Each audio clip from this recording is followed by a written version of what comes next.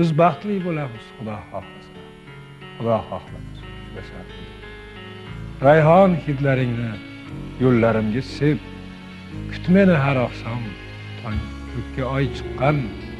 Faqat yig'lamagin gunohim edi. Aybing orang sen chiroyli.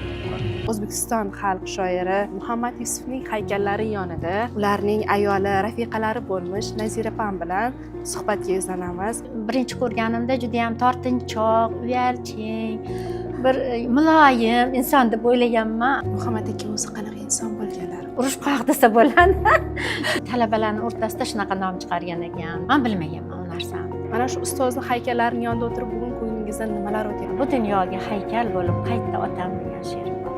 Voy, men sizmi? Siz ham she'r yozasizmi degan. Dushmaning bo'lsa mayli, yaxshi deydilar. Lekin dushmaning ham mard bo'lsa-da, o'zimni tanimasdan, bilmasdan turib, mashq qizga uylanaman degan ekanlar. Shu gap mana rost bo'lib chiqdi-da. Dadamga ikkalamiz tanishligimizni aytmay qo'yavering, xursand bo'lib yursinlar deganlar-da. Endi ayollar baribir qaysidir ma'noda bir o'yin kulgini ko'proq yaxshi ko'radi. Keyin konvertni ochib, shundoq qarasam 3 ta so'z turib. Umrlarining oxirigacha kulib yurdilar, shu gapimni Ikki taraflama Allohning inoyati mukofoti bo'libdi ustoz. Men endi shunday xulosa qilyapman. Tayyor kuyga hayotni qo'shiq yozmagan Muhammad aka. O'zimizni yurtimizda turib mustaqil bo'lmaslik, juda ko'p bunaqa she'rlar. So'zlarni buzmaylik. Iltimos, Muhammad akani ruhi bezovta. Bu she'rni men o'zim yozganman deganmish. Hamdam Sobirov. Hamyurtlarimizdan mana shu savollarga javob so'raymiz. Assalomu alaykum, hurmatli kuzatuvchilar, bizni kuzatib turgan hamyurtlar. Bugun hammamiz uchun birdek sevimli bo'lgan O'zbekiston xalq shoiri Muhammad Yusufning haykallari yonida ularning ayoli, rafiqalari bo'lmish Nazira opam bilan suhbatga yuzlanamiz. Assalomu alaykum Nazira opa, xush kelibsiz. Suhbatga rozilik bildirganingiz uchun minnatdormiz. Mana shu ustozning haykallarining yonida o'tirib bugun ko'nglingizdan nimalar o'tyapti Nazira opa? Assalomu alaykum. Avvalo adiblar xiyobonini yaratib barpo etilishini o'zi men uchun qanaqa bir quvonchli voqea ekanligini tasavvur qilolmaysiz. Negaki Muhammad akani mana qabrlari o'zlari tug'ilib o'sgan joylariga qo'yildilar. Ijod maktablari ochildi Andijonda. Toshkentda poytaxtda bir ziyoratgoh bo'lishini juda bir orzu qilib yurgan kunlarimda mana shunday bir katta quvonchli bir voqea sodir bo'ldi. Prezidentimiz tomonidan bu adiblar xiyobonini tashkil etilishi, ustozlarimiz qatorida Abdulla Oripovday, Ozod Sharafuddinovday, Erkin Vohidovday ulug' ustozlarimizni qatorida Muhammad akani ham mana shu yerda haykallari qo'yilishini o'zi men uchun juda katta bir xushxabar bo'lganda. Xalqimiz uchun ham, mana shu Muhammad Yusuf muxlislari uchun ham o'sha poytaxtda har kimni ham oyog'i yetib bormaydi qabrlariga. Yana bir narsadan xursand bo'lamanki, doim kelganimda ziyoratchilarni uchrataman. Bayramlarda ham, boshqa kunlarda ham yo'lim tushsa ziyorat qilib ketaman. Doim ziyoratchilar bo'ladi yonlarida. Mana shunga xursand bo'lamanki, muxlislar uchun bir imkoniyat bo'ldi bu narsa. Biz uchun ham bir qaysidir ma'noda yana bir narsa Zarnigor voqea meni bolalarim uchun juda katta taskin bo'ldi, bilasizmi? Juda ham katta taskin bo'ldi. Qizim, kichkina qizim, shoira qizim bor. Madina Muhammad qo'ydik. Bir she'ri ham bor.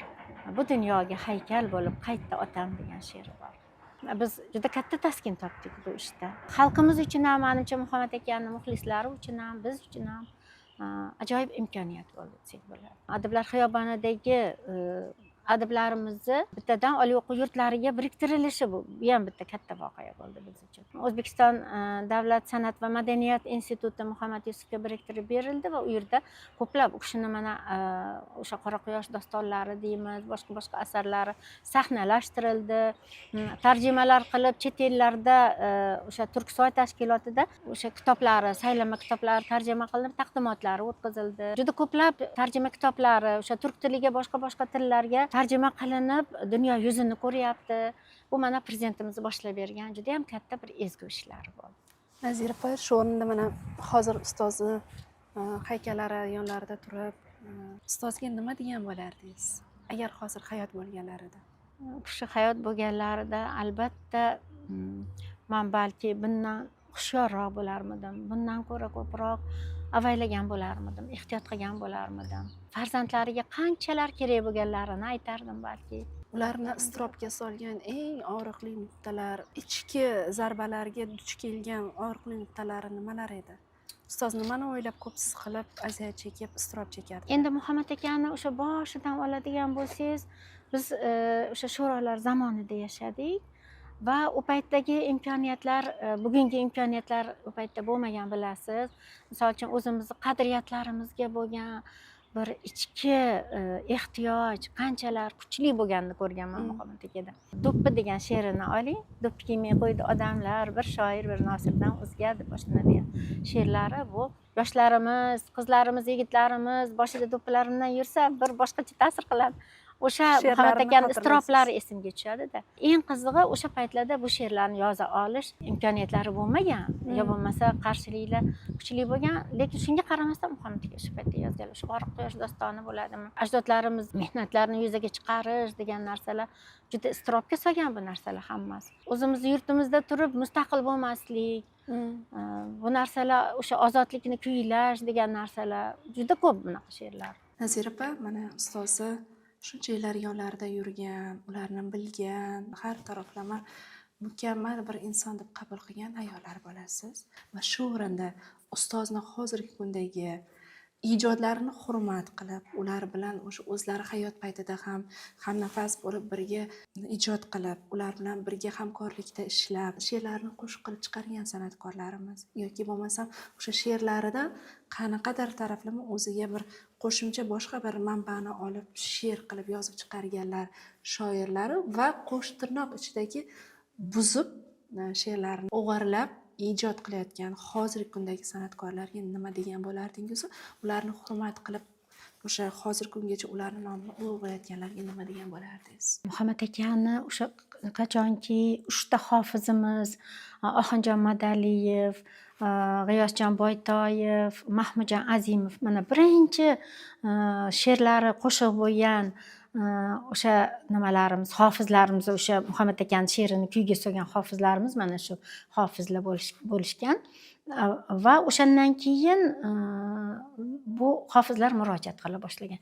Muhammad aka o'zlari she'rim qo'shiq bo'ladi, qo'shiq qilaman degan bir harakatlarni qilmaganlar, juda orzu ham qilmaganlar. Chunki ustoz Ozod Sharafutdinov aytganlaridek, Muhammad ijtimoiy yo'nalishdagi jiddiy she'rlar bilan kirib kelgan degan gaplari bor. Yana bir shunaqa ta'rif berishadiki, Muhammad Yusuf she'rlari o'z musiqasi bilan yaratiladi. Bu gap rost bo'lsa kerak, mana shunaqa nimalarni xonandalarimizni, hofizlarimizni e'tiboriga tushib, qator o'sha qo'shiqlar, masalan, G'iyosjon Boytoyev ham Muhammad akani tanimasdan turib, bilmasdan turib, matbuotdan qayerdandir olib aytganlar. O'sha Oxunjon Madaliyev Bobodek xonim she'rini aytgan bo'lsa, Mahmudjon Azimov Samarqandga borsam juda mashhur qo'shiq bo'lgan o'sha paytlarda.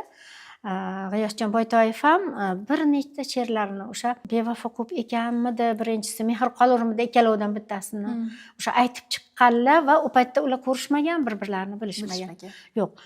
Bora-bora keyin hofizlarimiz keyinchalik bularni hammasini o'zini tarixi bor, o'ziga yarasha. Va bular bilasizmi, Muhammad aka bilan hamkorlik qilgan qator hofizlarimiz bor, Yulduz Usmonovadan tortib, o'sha Muhriddin Xoliqov, Oxunjon Madaliyev, Anvar G'aniyev, Toshpo'lat Matkarimov, Ilhomjon Farmonov. Bu hofizlarimizni ko'pchiligi bilasizmi, shunday bir hamkorlik qilishganki, hofiz ukalarimiz Muhammad akani fe'l atvorini bilib, nima yoqmaydi, masalan, nima qanday bir, masalan, tayyor kuyga hayotda qo'shiq yozmagan Muhammad aka. Hech qachon yozmagan, u narsani yoqtirmagan. Endi bu she'r, mana shu she'r, xohlasang shunday ayt, bo'lmasa aytma. Lekin bitta odamga yozib bergan Muhammad aka kuyga. Bitta odam bu G'ulomjon aka Yoqub. O'sha Dilorom, mashhur Dilorom qo'shig'ini iltimos qilib o'sha yozib bergan bo'lganlar. Bu hofizlar bir-birini, masalan, shoirning talabini bilib, nima yoqadi, nima yoqmaydi, unga qarab, o'zlari bilan hisoblashgan holda ishlashgan, hamkorlik qilishgan. O'sha qo'shiqlarni yaratish jarayonida Muhriddin o'sha ko'proq o'zlarini uylariga olib ketib qolib, shunaqa bir hammasini o'ziga yarasha fe'l-atvorida G'iyosjon ko'p kelardi, boshqa hofizlarimiz hammalari o'zlari kelib, boshqa qilib, shunaqa qilib tanishib, hamkorlik qilishgan. Endi Muhammad akadan keyin men ham xuddi shu boyagi Muhammad akani fe'l-atvoriga monand bir ish qilishga harakat qildim, ya'ni she'rlarni aytishsin. Man masalan birovdan bir manfaatdorlik talab qilib yo boshqa narsa qilgan joyim yo'q. Bog'lanmasdan, so'ramasdan aytilgani ham ko'p judayam. Lekin masalan menga murojaat qiladigan bo'lsa, aytaver bolam deyman. Lekin o'sha so'zlarni buzmaylar. Iltimos, Muhammad akani ruhi bezovta bo'ladi. Lekin shunaqa bir hofizlarimiz ham bor. Menimcha bu gapni aytib ketishim kerak, albatta. Albatta, buni xalq bilishi kerak. Xalq bilishi kerak. Endi u paytlarda nomini ham bilmasdim. Mana shu hofizni keyinchalik bilsam Hamdam Sobirov ekan. O'sha Janze degan qo'shig'ini mayli aytaversin, uni ixtiyori, lekin Muhammad akani satrlarini, mashhur satrlar, o'sha biz baxtli bo'lamiz she'ridagi aybing onang seni chiroyli tuqqan. Bu faqat Muhammad Yusufda uchraydi.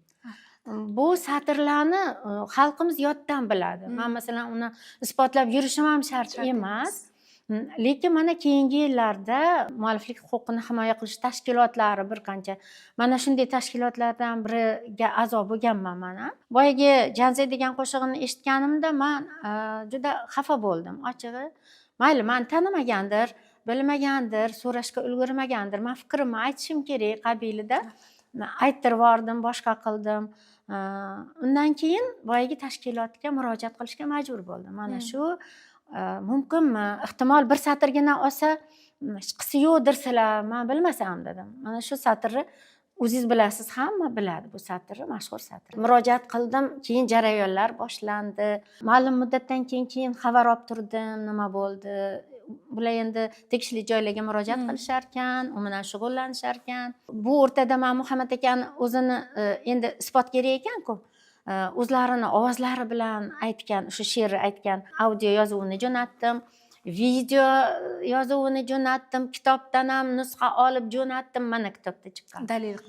Dalil qilib. Yozuvchilar uyushmasidan ham so'rashgan ekan, yozuvchilar uyushmasidan ham jo'natishgan. Shuncha narsa bilan isbot qila olmadik bu narsani. Muhammad Yusufning she'ri degan narsani isbot qila olmadik. Men hayron qoldim-da bu narsaga.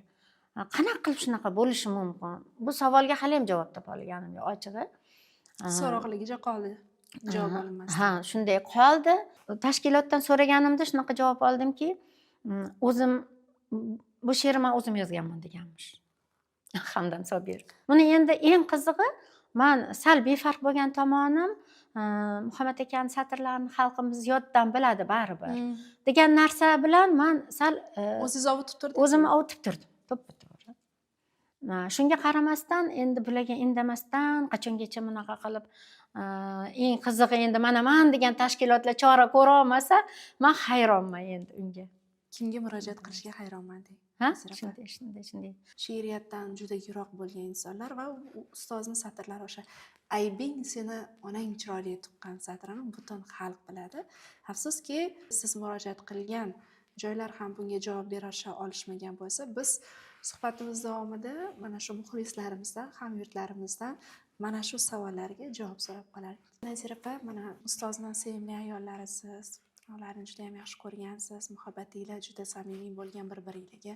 Buni hammamiz bilamiz va ustozning ijodlarini juda hurmat qilasiz. Shu o'rinda o'zingiz ham ijodkorsiz, shoirasiz, ijodkorsiz. Ustozning ijodkor oilasi nimalar bilan band?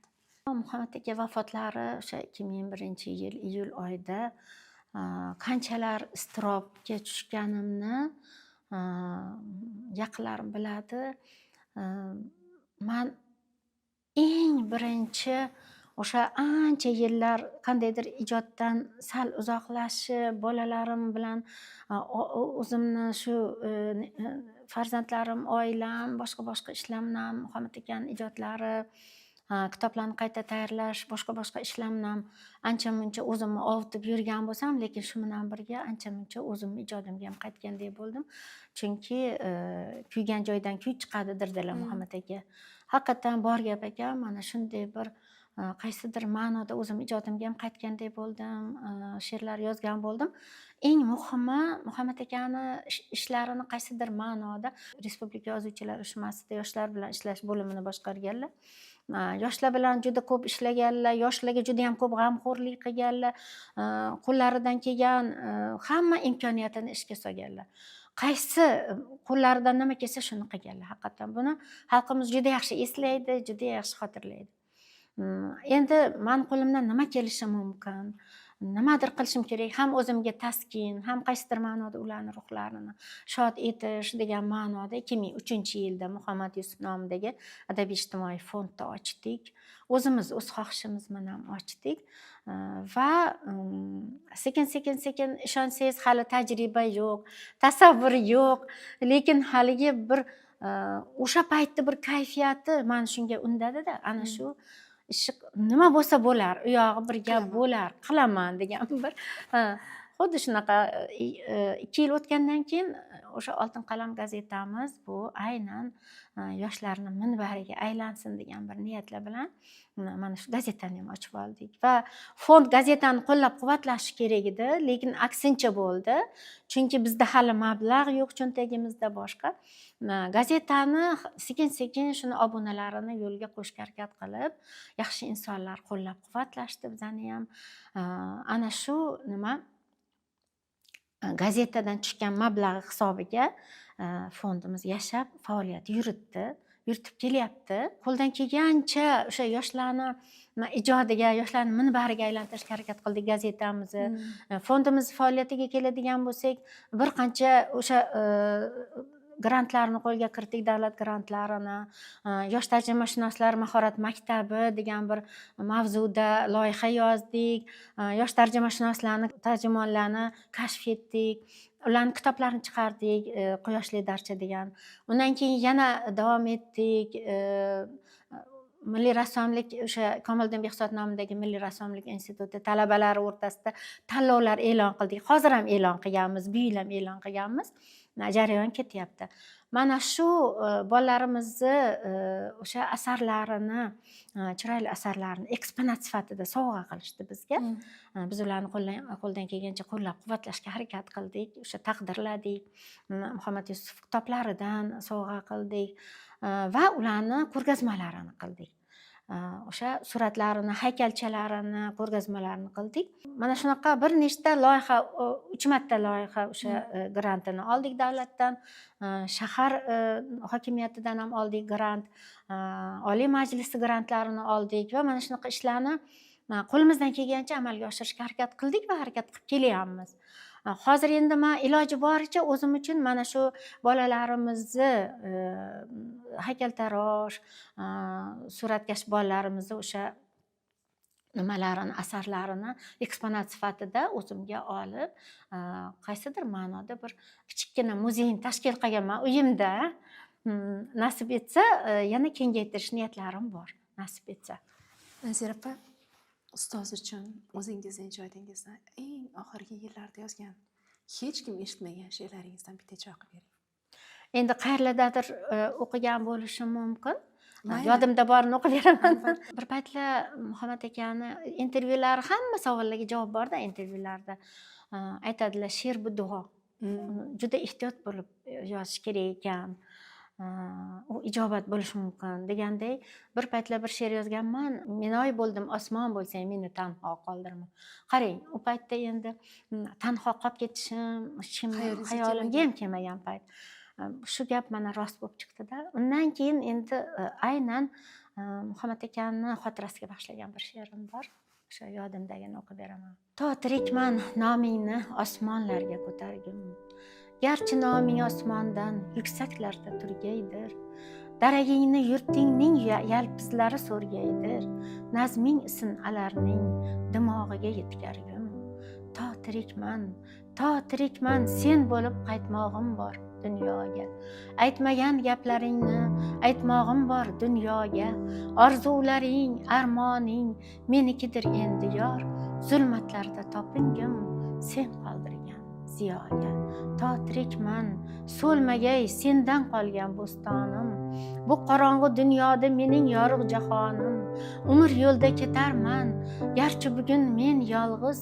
Ishqing menga panohdir, ruhing mening qo'rg'onim. To tirikman dillarga tuyg'ularing ulashgim. Vatanim deb kuyingan qayg'ularing ulashgim. Seni sog'inib kelgan chechaklarda qarzim bor. Qabring uzra ko'kargan qizg'aldoqla tillashgim. to tirikman jonimda qonimda o'zing borsan, ko'nglimning karvoniga o'zing bek, o'zing norsan, garchi qo'llarimni sen tutolmassan endi hech, bor ekanman sen mening ko'nglimda barqarorsan, to tirikman nomingni osmonlarga ko'targin. Mana shu she'r yozganman bir paytlar. Rahmat Nazira opa. Shu she'rni o'qish jarayoningizda hozir qalbimda mana shu savolni beraman degan o'ylar o'tdi. Muhammad aka o'zi qanaqa inson bo'lganlar? Oilada ular bilan bo'lgan oralaringizdagi muhabbat haqida ozgina so'zlab bersangiz, chunki ko'pchilik bilmaydi sizlar muhabbat tarixingizni. Oilada ular qanaqa inson bo'lganlar? Ota o'ldi, umr yo'ldosh sifatida qanaqa inson edilar? Bilasizmi, avvalo bizani taqdir o'zi ro'para qilgan, uchrashtirgan deymanda. Hech xayolga kelmagan holda biz Muhammad akani ham, meni ham bir joyda, o'sha bitta binoda ko'rishtirgan. Ya'ni men o'qituvchi nashriyotida ishlaganman, Navoiy ko'chasi 30-uyda. Muhammad aka hali ishga kelmaslaridan oldin yaqin otalaridek ko'rgan adibimiz, ustozimiz Nazir Safarovni o'sha oldilariga kelib ketib yurganlarida meni ko'rib qolganlar. Hali o'zimni tanimasdan, bilmasdan turib mashq qizga uylanaman degan ekanlar yondagi do'stlariga. Keyinchalik ma'lum bo'lishicha yo'q, meni tanimaydilar ham, bilmaydilar ham. Endi oradan yillar o'tib, aylanib o'zlari o'sha Respublika kitobsevarlar jamiyati bo'lgan, o'sha yerda rahbar bo'lganlar Nazir ota Safarov ustozimiz ularning qo'llarida kelib ishlagan paytlarida, keyin men bilan yaqindan tanishishga harakat qilganlar, boshqa qilganlar. Men odamni birinchi ko'rganimda juda ham tortinchoq, uyalchang, bir muloyim inson deb o'ylaganman. Aslini olganda o'ziga yarasha bir fe'l-atvorli inson bo'lgan ekanlar, qat'iyatli, o'zini nuqtai nazarini o'sha oldinga suradigan, o'zini gapini o'tkazadigan bir mard inson bo'lganlar. Endi kursdoshlarini aytishi bo'yicha yoshligida juda bir hatto urushqoq desa bo'ladi. Talabalarning o'rtasida shunaqa nom chiqargan ekan. Tsigan degan o'zlarini laqablari bor ekan. Mana shunaqa uncha-muncha odamlar hayiqib turadigan inson ekanlar. Men ularni ko'rganimda butunlay boshqa inson deb tasavvur qilganman. Siz tasavvuringizda demak, tasavvurimda butunlay boshqa Muhammadiy. Bu paytda Muhammad Yusuf bo'lmaganlar, Yusupov Muhammad bo'lganlar. Taxallus keyinchalik o'sha kishini men she'r yozishlarini ham bilmaganman u paytlarda. Vaholanki maktabda o'qib yurganlarida o'sha qaysidir tanlovlarda qatnashib, Artek lagerga ham yuborilgan bo'lgan ekanlar. O'sha bolalikdan demak bo'lgan bu qobiliyat. Men bilmaganman u narsani. O'zlari namoyon qilavermaganlar. Men birinchi marta o'sha yoshlik jurnali, Almanax jurnali chiqardi 3 oyda bitta. Ana shu jurnalda ikkalamiz she'rlarimiz birga chiqib qolgan bo'lgan. Keyin olib kirganlar meni oldimga. Mana bu siz she'ringiz chiqib qopti. O'zlarini aytmaganlar-da o'shanda ham. Keyin men hayron bo'lganman. Birinchi marta ularni qarasam, rasmlari turibdi. Voy, men sizmi? Siz ham she'r yozasizmi degan. Umrlarini oxirigacha kulib yurdilar shu gapimni, keyinchalik nomlari. Bilasizmi, u paytlarda kitob chiqarish bir qiyin bo'lgani uchunmi, boshqami, yo o'zlari tortinchoq bo'lganlari uchunmi, birdan o'zini namoyon qilib nima qilmaganlar, lekin biz turmush qo'yganimizdan keyin men qanaqa shoir bilan yashayotgan tasavvur qilganman. Men ularni xalqimiz o'sha odamlar boshqalar ham bilishini xohlaganman. Bu she'ringiz zo'r-ku Muhammad aka. Nimaga anaqa qilmaysiz? Nimaga mana bunaqa? U paytlarda agit brigadalar bo'lardi. O'sha agit brigadalarga xalq ichiga kirilardi, dalalarga borilardi. Ana shu paytda Muhammad aka siz ham boring desam, u odam bir juda ham kam gap, juda ham bir hokisorligi ham bor edi-da baribir. Unaqa hamma davralarga o'zlarini uravermasdi, she'rlar o'qivermasdi ayrimlarga o'xshab. O'shaning uchunmi qandaydir bir namoyon bo'lishini xohlagan bo'lsam kerak edi. Qo'ydirdilar-da. Unaqa. Lekin bir marta zo'rg'a ko'ndirib yuborganman o'shanaqa bir agit brigadalarda. Lekin eng qizig'i xalq o'zi topfalarkan, bilib olarkan, ziyolilarning ichida juda Muhammad aka mashhur bo'lib ketishiga sabab bo'lgan birinchi kitoblari chiqqan, Tanish teraklar. 3-chi farzandim dunyoga kelgan 85-yil, hozirgi shoira qizim Madina Muhammad. Ana shu qizim dunyoga kelganda Muhammad akaning birinchi kitoblari chiqdi. o'sha G'afurolov ikki nashriyotida. taraflama Allohni inoyati mukofoti bo'libdi ustozga. Bu qizimni oyog'i menga yoqdi deb kulardilar, mana kitoblari chiqdi. Eng qizig'i xalqimiz ichida, ziyolilarning ichida mashhur bo'ldi birinchi bo'lib. Bu kitob.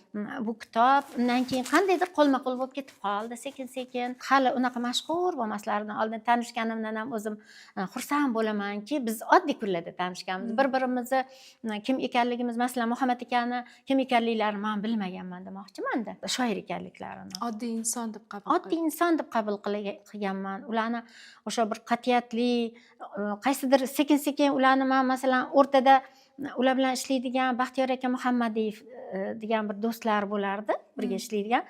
O'sha bizani yaqinlashtirib, oldimga nimalar xatlarni olib kelardi, bir gaplarini olib kelardi. Ish qiynomalar bo'lmagan. Eng qizig'i, mashqizga uylanmoqchiman, gaplashib berasanmi, u bu degan bir takliflar aytganda, xat yozing degan ekanlarda. Xat yozishlarni yomon ko'rgan Muhammad aka. Ota-onalari bilan armiyada yurganlarida ham, haligi harbiy xizmatda yurganda ham xati juda qisqa men ko'rganman. O'zim qisqa. Salom, yaxshimisizlar? Men yaxshiman. Ana shu qabilda yozgan ekanlarda xat. Eng qizig'i keyin xat yozgan, o'sha hamma qo'yningdagilarni qog'ozga tushirgin, olib borib beraman deganda o'ylab, men xat yozolmayman deya xat yozishni deganda keyin men aytib turdim deydi-da Baxtiyor aka. Bir dunyo, bir yarim soat 20 minut aytib turibdi, qog'ozga tushiribdi. Undan keyin uni konvertga solib, Baxtiyor aka menga olib kelib beribdi. Mana shu Muhammadjon gapi bor ekan. Nima? Qaysi Muhammadjon? Shu o'qib ko'ring deydi. Berib ketyapti, keyin ular chiqib ketganda mana men qiziq menga.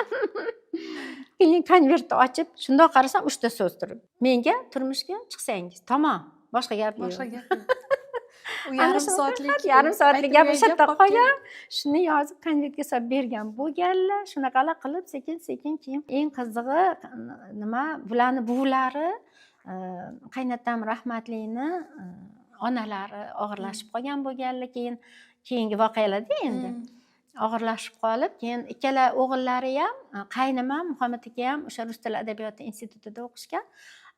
O'sha yerdan ikkalalarini olib ketish kerak bo'lgan, ishxonaga kelsa, bular paxtaga ketgan. Muhammad aka paxtaga ketgan ishxonadan. Keyin shu yerdagi nimalar, o'qituvchi nashriyotning qizlari paxtaga ketish kerak ertaga, xuddi shu joyga boradi.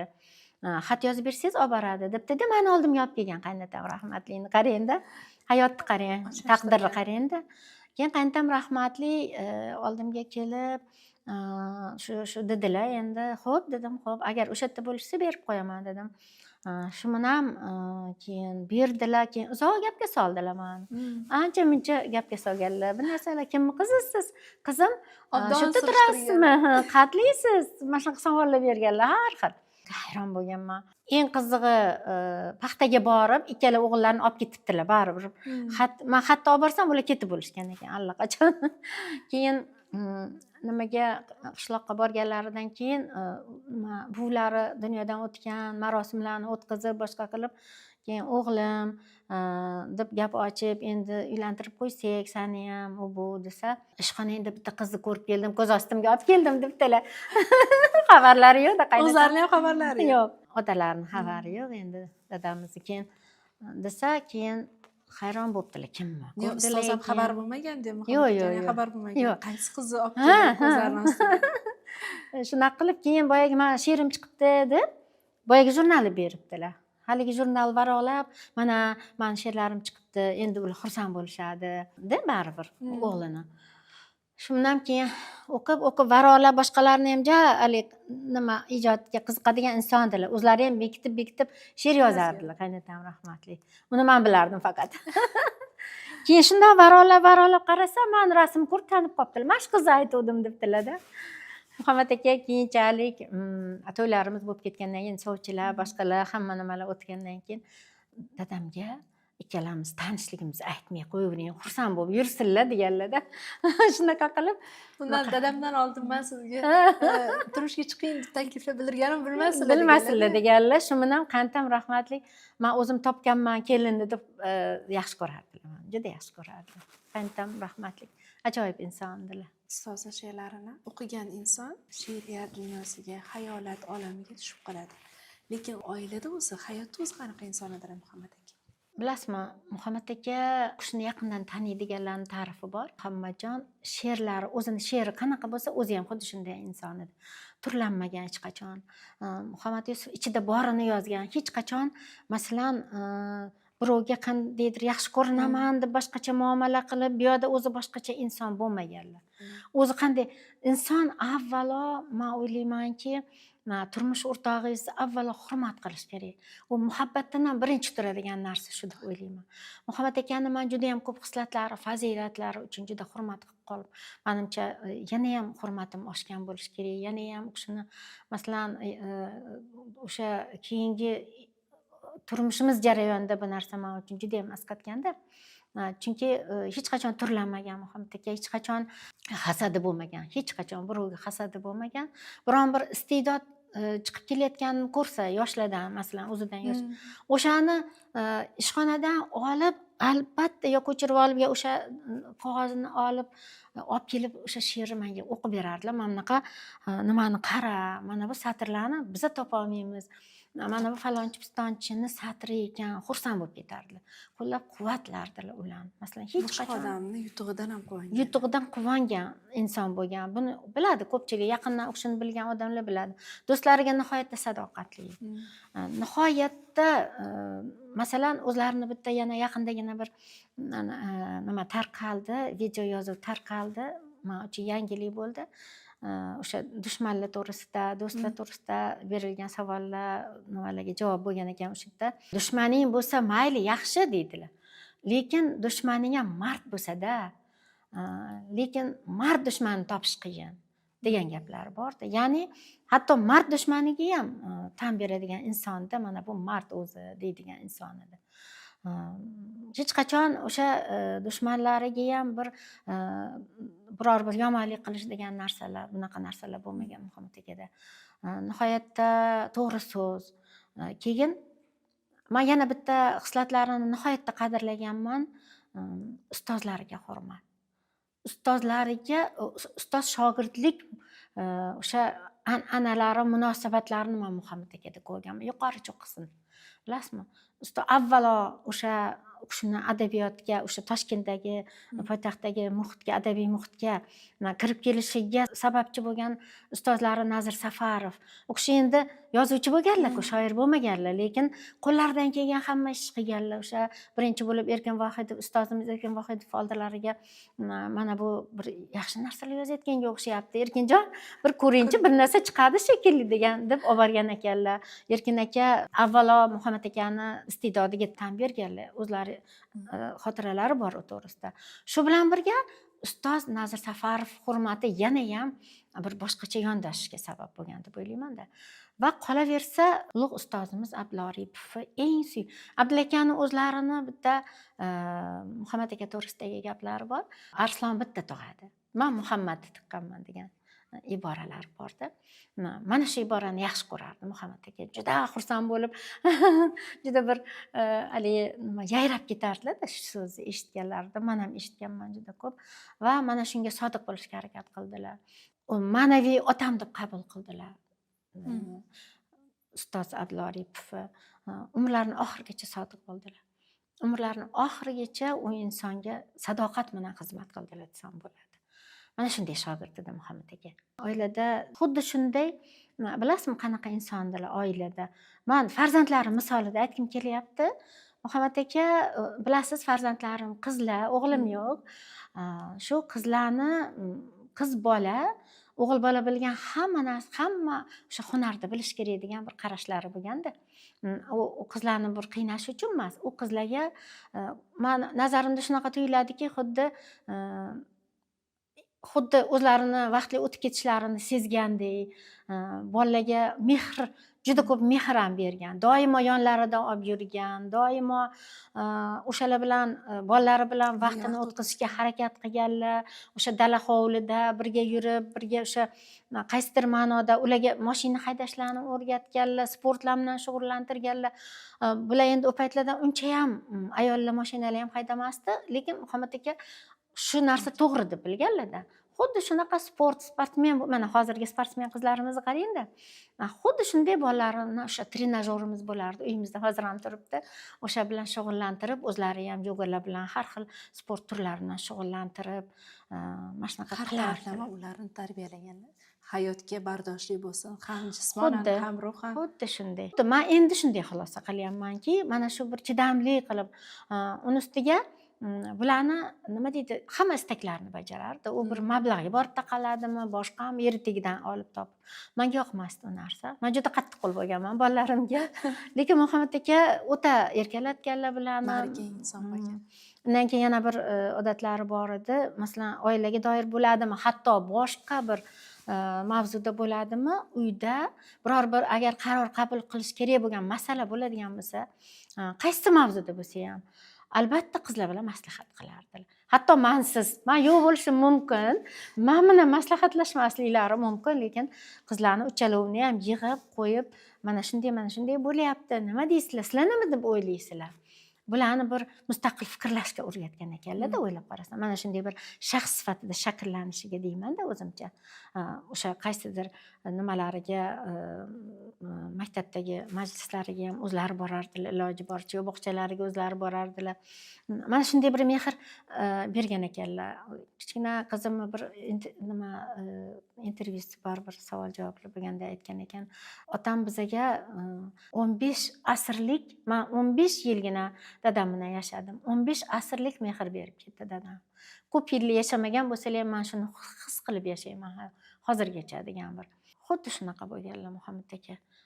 Birinchi o'rinda o'sha insoniy xislatlari, fazilatlari u kishini bir qanday hurmatga loyiq inson ekanligini isbotlaganda menga hayotlari davomida ham do'stlarga sodiqlik bo'ladimi, boshqa masalalarda bo'ladimi, bir so'zlilik, aytganini ustidan chiqish, yolg'on gapirmaslik, qat'iyatlilik, juda qat'iyatli inson bo'lgan odam, aytganini aytgan bo'lgan. Masalan, o'ziga xos fe'l atvorli inson bo'lganlar. Albatta, men masalan birinchi yangi turmush qurgan yoshlar bir-biriga ko'nikish oson bo'lmaydi bundoq qaraganingizda. Men ham boshqa bitta muhitda o'sgan insonman, Muhammad aka boshqa muhitda, hamma o'sha kelin oson bo'lmagan. Bir-biriga ko'nikish oson bo'lmaydi. Muhammad aka juda ham odamoviligi bor edi, juda yolg'izlikni yaxshi ko'radigan inson edi. Endi ayollar baribir qaysidir ma'noda bir o'yin kulgini ko'proq yaxshi ko'radi. Mana shu narsani sekin-sekin men qaysidir ma'noda u kishini fe'l-atvoriga ko'nikishga qabul qilib, o'shanga ko'nikishga nima qilganman o'zimni. O'zida kuch topgansiz. Kuch topishga harakat qilganman.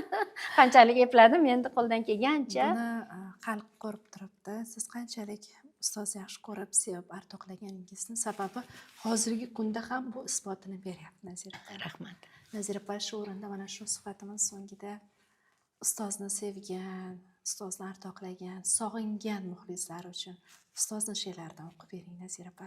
Ularni ovozi bo'lib o'qib bering. Muhammad akani she'rlarini hammasi ham yaxshi, bir-biridan yaxshi.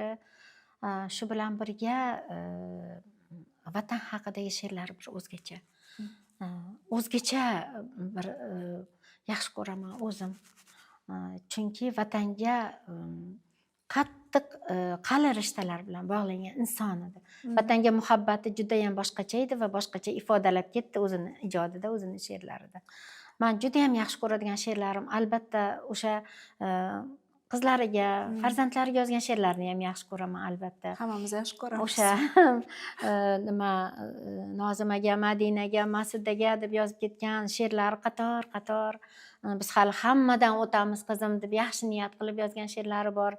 O'sha o'z farzandidan uzr so'rab, siz yozgan she'rlari bor. Menga yozgan she'rlari ham bor. Va vatanga bag'ishlangan, vatan mavzusidagi she'rlarni o'zgacha yaxshi ko'raman o'zim. Mana shunday she'rlaridan birini o'qib beraman.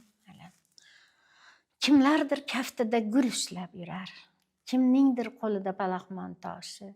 Chayqalib turganda dunyo guldirab, yurtning poyidadir yigitning boshi. Sevsangiz avval shu vatanni seving, so'ng shahlo ko'zu gul badanni seving. Unutmang bu ko'hna charx falakda, vatandan boshqasi hammasi mayda. ko'ngilda orzudek osmon musaffo, tuproq tinch bo'lmasa, muhabbat qayda? Sevsangiz avval shu vatanni seving, so'ng shahlo ko'zu gul badanni seving. Chorlasa siz qo'rg'on bo'ling, tosh bo'ling. Suyang bir-biringiz, yelkadosh bo'ling. Qani kim botinib bir so'z aytolgay, bitta jon, bitta tan, bitta bosh bo'ling. Sevsangiz avval shu vatanni seving, so'ng shahlo ko'zu gul badanni seving. Shu yurt tinch yo'q dilda sanchiqlaringiz. Qiqirlab yurishar qalliqlaringiz. Yor-yorlar yarashar, to'ylar yarashar. To'qlikka sho'xliklaringiz. Sevsangiz avval shu vatanni seving, so'ng shahlo ko'zu gul badanni seving. Rahmat Nazira opa, juda ham maroqli suhbat o'tkazdik. Biz uchun vaqt ajratganingiz uchun, dildagi yillar davomida asrab avaylab kelayotgan, ustozga aytishni xohlagan va aytolmagan dil izhorlaringizni yetkazganingiz uchun, xalq bilan ham nafas suhbatlashganingiz uchun sizga o'z minnatdorchiligimizni bildiramiz va sizni kelasi ko'rsatuvlarimizda, kelasi loyihalarimizda kutib qolamiz. Katta rahmat sizlarga ham e'tiboringiz uchun rahmat. Rahmat Nazira opa.